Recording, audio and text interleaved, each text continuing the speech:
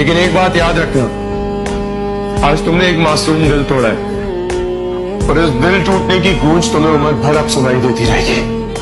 मेरी बद्दुआ है कि तकदीर भी तुम्हारे साथ कोई ऐसा खेल खेले कि दिल टूटने की तकलीफ तुम्हारी रूह को जला के राख कर दे। हजार इश्क करो लेकिन इतना ध्यान रहे। अच्छा, हजार इश्क करो लेकिन इतना ध्यान रहे कि तुमको पहली मोहब्बत की बद्दुआ न लगे। अच्छा। मैं तेरे बाद कोई तेरे जैसा ढूंढता हूँ हाँ हाँ। जो बेवफाई करे और बेवफा न लगे।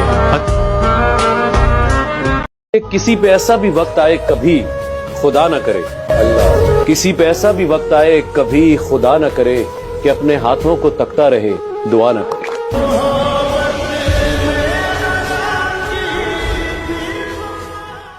दुनिया में सबसे मुखलिस चीज धोखा है, जो दिल लगाकर बड़ी तसल्ली से दिया जाता है।